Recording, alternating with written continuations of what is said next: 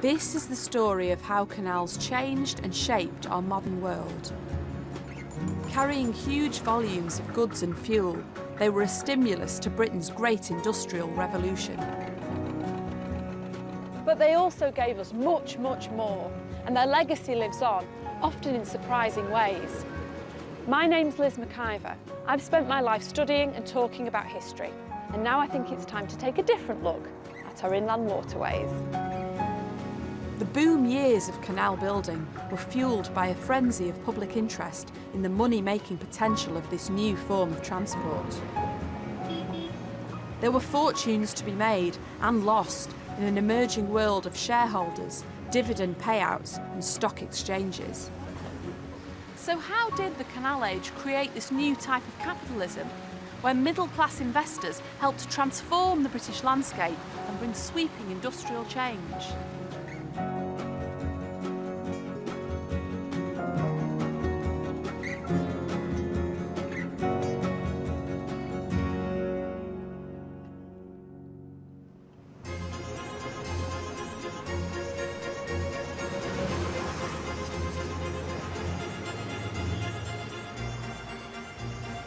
London is the beating heart of British capitalism, perhaps even of world capitalism, a place brimming with entrepreneurial spirit, where risk and reward often go hand in hand.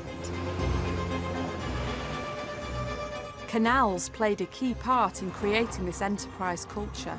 They offered new investment opportunities, and one of the most exciting was this canal, then known as the Grand Junction.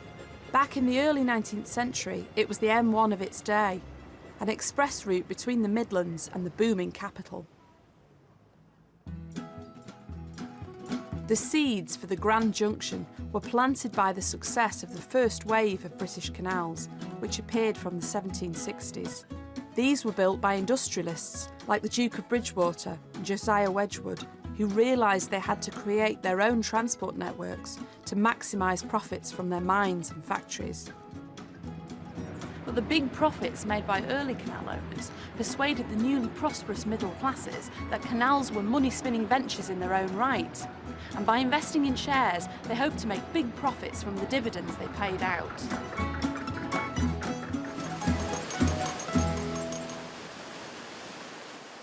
The growth of the middling ranks is clearly a key factor in the subsequent financing of canals. There's a lot more people, there's a lot more urbanisation. Obviously, London hugely increases. There's lots more people working in and around industry and trade, and that's generating capital that, if it's not being taxed, wants to seek other areas like canals. With the loss of Britain's American colonies in 1783, following the War of Independence, opportunities to invest money overseas were far more limited. By the 1780s, you're seeing a movement away from just industrialists and landowners investing in canals to wealthy London merchants, indeed the London merchant banks, seeing there's a big profit to be made in canals. After all, canals look as if they're revolutionising the economy. Surely that can only go up and up and up. Same thing happened in the 1990s with the dot-com bubble. You've got that optimism and that magnet for money.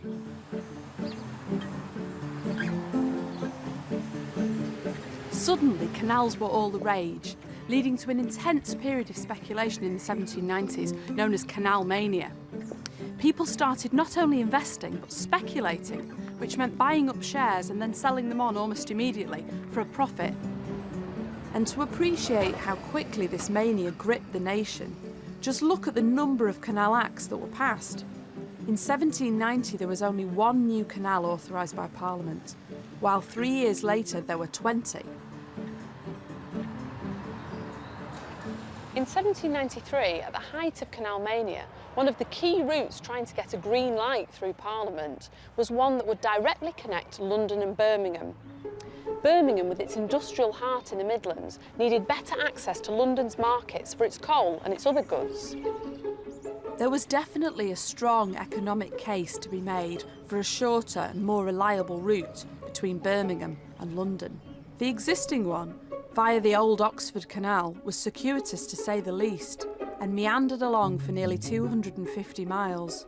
Barges had to navigate a long section of the Thames, which was prone to seasonal floods and droughts. A new canal, to be called the Grand Junction, running between Braunston and Brentford just to the west of London, would knock around 60 miles off the distance. This crucial canal was going to be the big route of its day. It was a prime opportunity for investors to pile in and make money.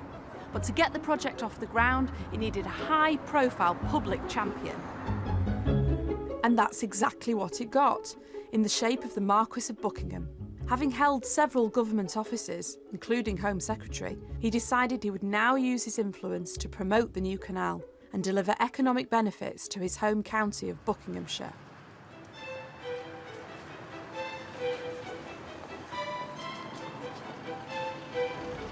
In the summer of 1792, the Marquis held a public meeting here in the town of Stony Stratford, an important coaching stop on the way to London. The meeting kicked off here at the Bull, but there were so many people who arrived to subscribe for shares in this new canal that there simply wasn't room, and reportedly they all had to relocate across the road to the parish church. It was the only building in town big enough to house everyone.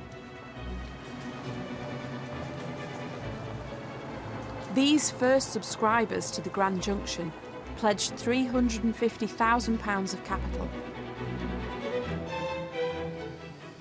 An initial survey of the new canal, paid for by the Marquis, was approved and a committee was set up. Its elected chairman was the canal's second major champion, William Praed, an MP from a Cornish banking family who wanted to wave the flag for business interests in London. The huge amount of interest in the Grand Junction generated by the meeting here at Stony Stratford caused something of a speculative bubble. By the end of 1792, the shares had quadrupled in value, and this was before the canal had started being dug and even before approval from Parliament had been granted.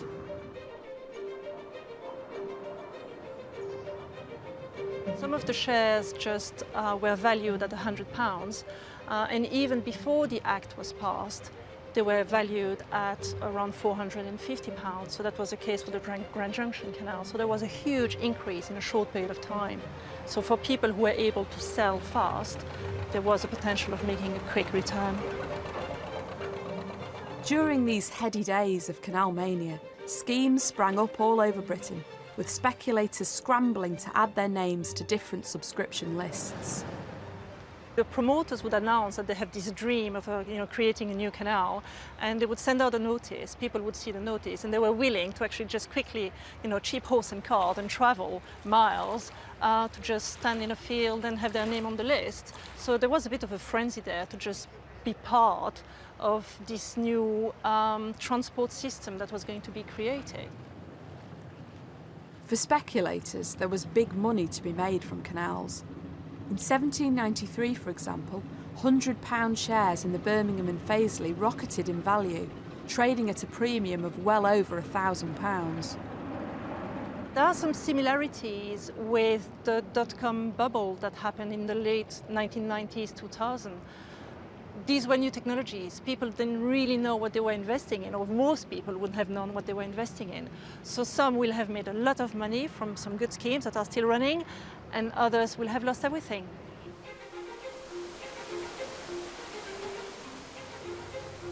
By 1793, the floodgates had opened, and canal mania was reaching such epidemic proportions that the government actually held a debate on whether or not dealing in canal shares should be limited, and whether such high profits should be curbed. They were worried about too much of the country being covered by canals. Although they voted against taking any action, it was noted that one honourable member wished his grandchildren might be born web-footed, that they might be able to swim in water and live on fish, for there would not be a bit of dry land in this island to walk upon.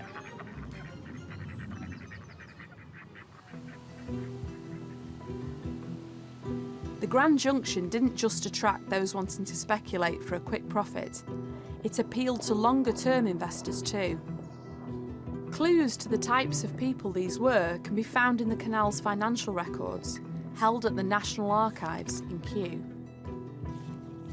One of the documents is from 1815 and is a list of shareholders in the canal. The book's full of names of people who are basically landed gentry or who are middle class, who have quite a bit of money to invest in the canal. And amongst the £200 shares, there are also some smaller amounts. And what's clear is that there's signs of an emerging middle class. This entry here for William Burt, who is a builder of Swallow Street, Piccadilly in London, he's only investing £30, which isn't a great deal of money. But it's interesting to see that he's obviously done well and he wants to invest the money, the profit he's made, in a scheme to get even richer. So after a builder in the book, you also have a grocer, Sam Munn of Kettering in Northamptonshire, and is investing in this case £24 in the canal. What we have to remember is investment in the canal like this is a long-term investment. It's designed not just to make them rich, but to improve the lives of their children and grandchildren. It's social mobility written down. Apart from the men's names listed in the Shareholders' Journal, there are quite a few women listed here as well. On this page for the 13th of July is Eleanor Brownell of Liverpool, spinster, and she has £24 worth of shares. But what's more interesting is the fact that she's listed as a single woman. And single women often were encouraged, middle-class women were often encouraged to invest in schemes like this in order to provide for themselves should they not be able to marry well or at all.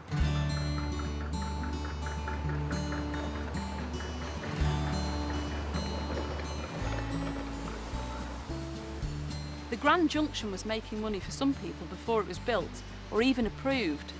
And before that could happen, the Marquis and William Praed had to fight off some stiff competition from other canal companies. The Oxford Canal proprietors were not at all amused at the project to short-circuit their canal by a direct line from Braunston to London. And they entered some very vociferous opposition. And a lot of backstairs diplomacy was entered into between the supporters of the Oxford Canal project, who wanted to build their own cut-off canal into West London. And eventually they managed to come to a compromise agreement whereby the Grand Junction agreed to pay compensation tolls to the Oxford Canal Company should their revenue ever fall below £10,000 a year, which in those days was a very considerable sum. The Oxford Canal were always at daggers drawn with the Grand Junction Canal. I can remember even in the 50s and 60s, old Oxford Canal employees were always very suspicious of anybody who'd come off the Grand Junction. Well, what are you doing down this way? Didn't like it at all. After seeing off its rival, the Grand Junction could now seek official parliamentary approval. Ever since the British government had intervened to avert a banking collapse during the infamous South Sea bubble fiasco of the 1720s, the state needed to authorise the amounts of capital raised for big projects like canals. A bill was successfully passed in 1793, steered through by William Praed, and with the Marquis as one of its principal sponsors. Work could now begin, and by the year's end, around 3,500 men were busy building the canal. Most of the engineering works were carried out by pick, shovel, horse and cart. Construction of the Grand Junction was now underway, but there would be more obstacles to overcome, which would send costs spiralling upwards to jeopardise the potential profits of the shareholders. For one thing, just to the west of Watford, the canal route passed through two estates belonging to the local landed gentry, who needed to be appeased. After a lot of negotiations, both the Earl of Clarendon and the Earl of Essex, who owned the adjoining parts, agreed to let the canal company come down through here. And one of the conditions was that they had to landscape it, and it had to be made as picturesque as possible, as befitted a gentleman's estate. And of course, that's not necessarily cheap to do. No, it isn't. Further north at Grove Park, you've got quite an expensive stone bridge taking the main driveway into Grove Park from the old Watford Turnpike, and that must have been quite a bit more expensive than the ordinary run-of-the-mill canal bridge.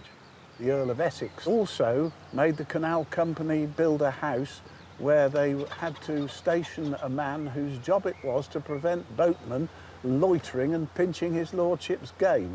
My favourite method was to have grain which you soaked in a bit of rum, and the person who went ahead to get the locks ready happened to drop a few grains down soaked in rum, and then when the boats came a few minutes later, there would be some very drunk pheasants lying on the towpath which could be picked up easily. As well as having to fork out to placate landowners, the Grand Junction's investors were also worried about the spiralling costs of some of the engineering work. A long cutting needed to be made at the canal's highest point, the Tring Summit in the Chilterns. In Northamptonshire, geological problems meant that work on the Blisworth Tunnel had to be abandoned several times after bad flooding. Not only were there these engineering problems, but there was also the Napoleonic Wars going on in the background, which put the price of everything up. So consequently, the canal was costing a great deal more than had been bargained for. And the company had to go back to Parliament on more than one occasion for further Acts of Parliament to authorise raising extra capital. All of this extra expenditure meant the canal's final costs, originally estimated at £400,000, eventually came in at around £1.5 million. Until it was overtaken by the Manchester Ship Canal in 1887, the Grand Junction remained Britain's most expensive canal project. Apart from the troublesome Blisworth Tunnel, the canal was largely completed by 1800. It knocked 60 miles off the originally long-winded route via the Oxford Canal, and it was far more reliable. With most of the canal open for business by the turn of the century, the Grand Junction soon replaced the Oxford as the main trade route between London and the Midlands. Places like the Marsworth Locks near Tring would have been incredibly busy in the early 1800s. Narrowboats heading for London would be loaded with coal, agricultural produce and manufactured goods. They'd pass boats that were heading up to the Midlands, and they were loaded with tea, sugar and spices from the London docks. The Grand Junction, like most canals, made most of its revenue from tolls levied against goods carried up and down the waterway. It very much depended on what you were carrying and how much of it. Boats would be gauged by water displacement to see how much toll to levy. Coal was the most expensive item on the canal because it was the most profitable, at 3.5 a tonne. Another busy spot where cargoes were assessed and tolls paid was the Brentford gauging lock. In fact, the whole Brentford district grew up as a direct result of the canal's construction, with wharves, warehouses, freight sheds and workshops all springing up to serve the new route. But for the Grand Junction to reach its full potential, a final piece of the puzzle would be needed. And once it was in place, it would allow London to directly link up to the national canal network. The Grand Junction Company had always had ambitions to build a connection from the main line at Southall to Paddington, which was close to the heart of the capital and connected by road to the City of London.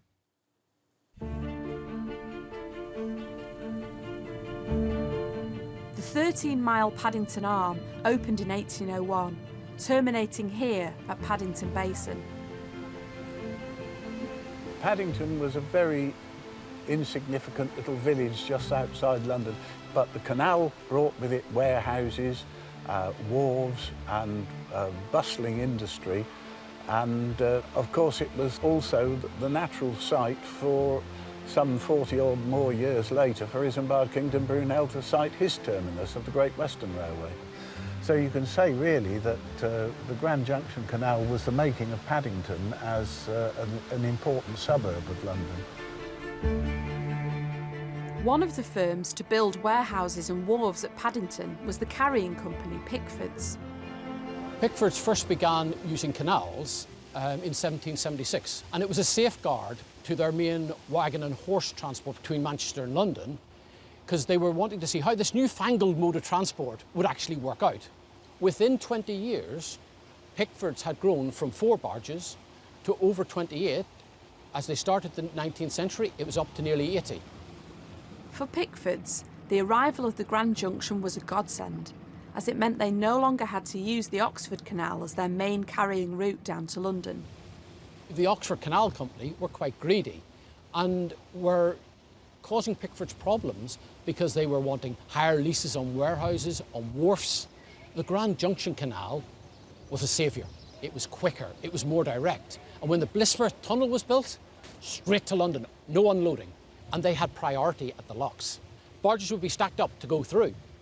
Flyboat comes along, you had to give up your place. So Pickford's had the priority going through. They could be in London within 2.5 days from the north of England. Nobody could beat it. And that was because the Grand Junction Canal gave them a direct route and also a basin in the heart of London at Paddington. Of course, there was no point having a fast canal route if the delivery system across London wasn't equally efficient. Pickford's had opened up not one, but 2 warehouses through the basin. The barge would come in between 2 and 4 o'clock in the morning. All its paperwork, its manifests, had already been sent ahead of the barge, so they knew what was coming. And there might be 150 consignments on that barge. Each consignment would come off, they'd look at it, oh yeah, that's for Hammersmith. It would be in loading bay 1 or loading bay 4. Wagon would be waiting. If it arrived between 2 and 4, by 5 it was on its way. By 8 o'clock, the same wagon had delivered everything and was back for its second load. Now, I doubt if many parcel carriers could beat that today. And when you consider the technology, which was canals, horses, wagons, it was pretty slick. Even with the addition of the Paddington Arm, the Grand Junction wasn't a success in its early years of operation. A letter from 1806 to the Gentleman's Magazine complained about the consequences of ill-judged speculation. From the pressure of the times, many widows and young ladies whose fortunes with the hopes of extraordinary interest were vested by their friends in the stock of this company have been obliged to sell their shares at a very great disadvantage and loss. In the short term, the Grand Junction may have been the ruin of some, but over the next few years, the canal's fortunes improved and its revenue and share price began to climb steadily. Despite a sluggish start, the Grand Junction soon began to hit its stride and repay the confidence of the investors who risked so much. By 1810, there were nearly 350,000 tonnes of goods moving through London, with equal amounts coming in and out of the capital. In 1819, it was noted that the annual gross revenue of the canal amounted to the sum of £170,000. It possesses 1,400 proprietors, and its shares of £100 have recently sold at up to £250 each. Many of the first capitalists in the kingdom are its proprietors, and its usual routine of business is so conducted as to give satisfaction to all who are connected with it. In the long run, it was to prove not the most successful canal, but a very successful canal, and it paid a steady dividend from the early 19th century until it was taken over by the Grand Union Canal Company in 1929. And in fact, it still existed as a property company, owning property in Paddington until 1972. As well as collecting dividends, shareholders could wheel and deal their stocks on a bigger scale once the London Stock Exchange was formally established in 1801. During the mid-18th century, their markets were local. There was limited flow of capital. Hence, a prospective canal depended on local money. But by the 1790s, you've got lots of shares in canals being traded in and around the Bank of England and around Exchange Alley. Of course, the stock exchange isn't officially regulated till 1801, and by 1811, half the companies on the stock exchange are canal companies. The Grand Junction shareholders may have profited financially, but the canal also brought benefits to the nation as a whole. It was a good investment for the country because the boots for Wellington's army came from Northampton, and the guns that fired at Trafalgar passed along this canal. The canal's public champions were both honoured for their work in helping create the Grand Junction. The Marquis of Buckingham had his coat of arms incorporated into the company's official seal, while William Praed had a major street named after him in Paddington, marking the crucial role he played in the growth of the area. For some investors, the era of canal mania brought hefty returns, but not all the canals given the go-ahead during those years were as successful as the Grand Junction.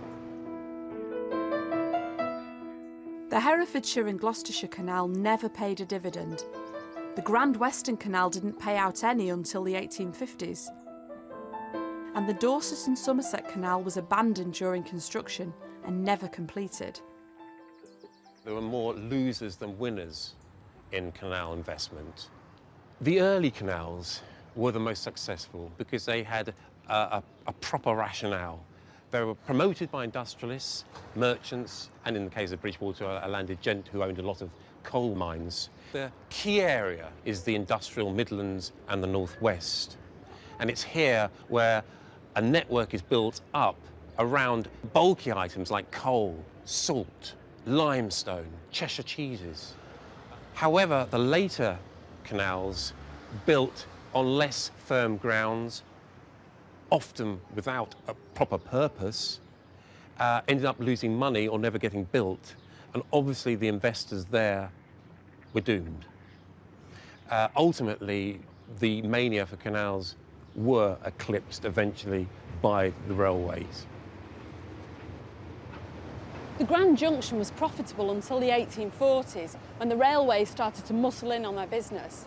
Many shareholders sold their canal shares to invest in these railways, resulting in a similar period of speculative mania. The dawn of the railway age began the long decline of the Grand Junction and the rest of Britain's industrial canal systems. The new railways certainly brought a swift end to Pickford's slick canal operation. From 1840 to 1847, in that 7-year period, Pickford's went from having over 100 barges, 400 horses, down to nothing. The reason being railways. And Pickford's knew this was the way to go. But to be involved with the railways, the railway company said, you scrap every other mode of transport. We will have no competitors. That meant no canals. That was the end. The canal age really represents a milestone on the road to financial development for the modern age. In previous years, major schemes had to be invested in by aristocratic people, borrowing from each other, very small numbers. Now, an emerging middle class were able to invest themselves in large schemes that required huge amounts of money to get going. Margaret Thatcher famously in the 1980s tried to create a stockholding democracy by privatising nationalised companies, particularly utility companies, and wooing people to invest in them, thus having a stake in the country.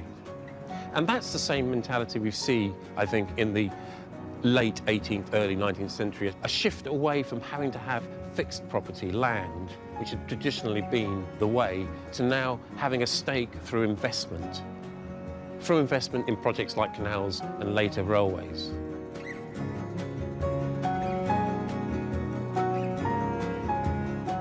Stay with us here on BBC4 Brand New Quizzing, heading your way next as 2 more teams play off for their last chance to reach the semi-finals in Hive Minds.